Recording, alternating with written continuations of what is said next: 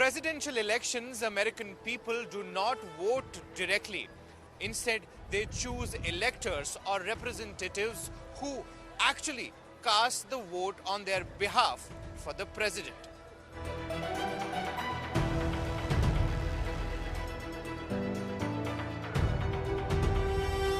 So how is this electoral college formed? How does the voting take place? And how is the president eventually elected?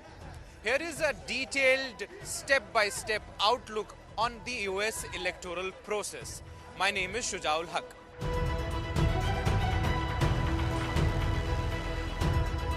There are 538 electors in total, and these are distributed among all 50 states and Washington, D.C., the minimum being 3. So how do these electors come into the picture?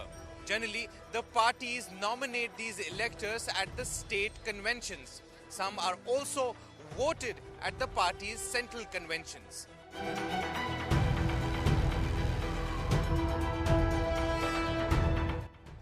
On the actual polling day, a voter marks the choice by filling in ovals given in the ballot paper. Ballot paper generally will have the names of presidential and vice presidential candidates.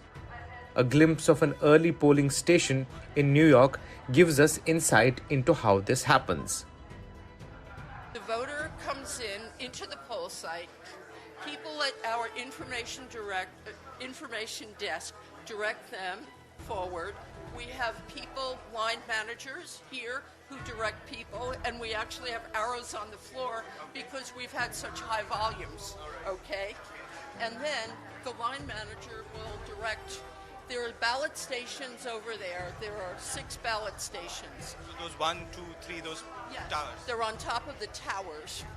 They have poll pads, which has so you go, you say, the voter gives their address and their name, and the ballot, the inspector checks them in, okay, and by address and name.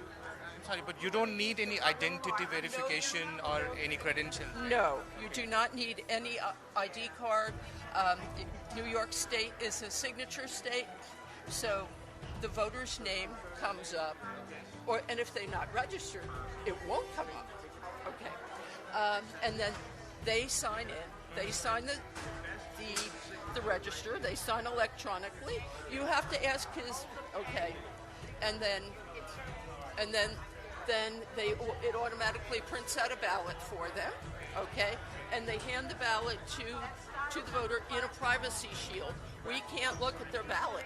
It's private. Ballot? What does the ballot have? The names of the candidates? Yes, and they're candidates for the various races, because they're statewide races, local races, and then you turn it over, and there are issues on which we vote yes or no. There could be questions, separate questions. Yes, that pertain to the city, and then they get online for a privacy booth, and right now there are empty booths.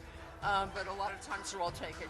And they just go in there, there's a light, and they can lay their ballot down and fill out and take as long as they want to read or to fill out. They're like circles, like multiple choice tests. You just fill in the circle for the candidate of your choice. When they're done, they come back and they get online here to go to the scanners. So these are the scanners? Yes. These are the scanners? Yes. And how does this work? Very, very easy. My people direct them to the next available scanner, and the voter slides their ballot into the scanner, and then the scanner will tell them, there'll be a little clock that turns around, and it will say, voted. In the United States, voting is done through the physical ballot papers. However, their counting in most jurisdictions is done electronically, with ballots being scanned through optical scanners that read and tabulate votes. Results are transferred via memory drives to a central election management system or board of elections in each state for final tallying. We petitioned the city council, got money for tablet devices to be at each poll site. So now when the polls close, they take the unofficial results stick out of the machine and place it into a tablet, and those are uploaded directly to us. And so on election night, when the polls close, and we start to report results shortly after 9 o'clock, in those vote totals, you will have all of the early voting totals, all of the absentee and early mail ballot totals that were processed up to the Friday before election day. And then in that first data dump, you'll also have any of the poll sites that shut their machines down and upload it. And then they'll continue to upload the results, and the results will be updated on a 5-minute refresh. Counting of votes begins on the election night immediately after the polls close at 6 p.m.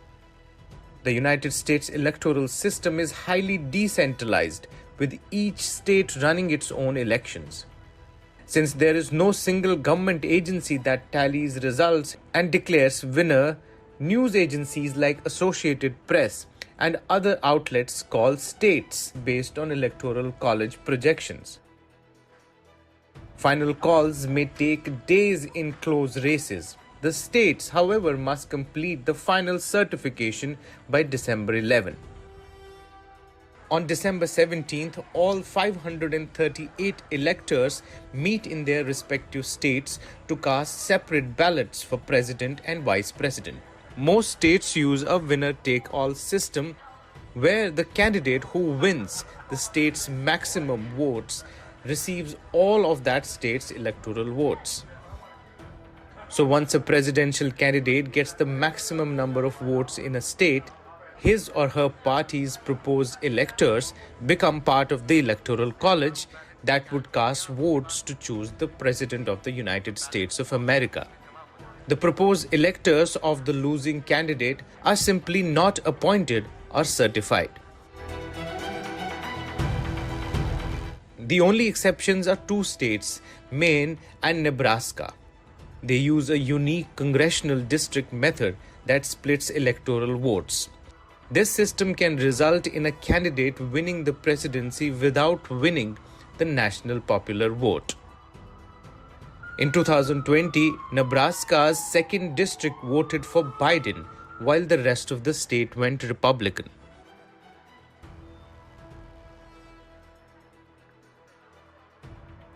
Can an elector go against the state's popular vote?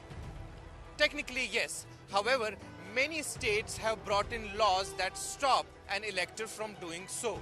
And those who still go ahead and vote against the state's popular vote are called faithless electors, and states can penalize them for their acts.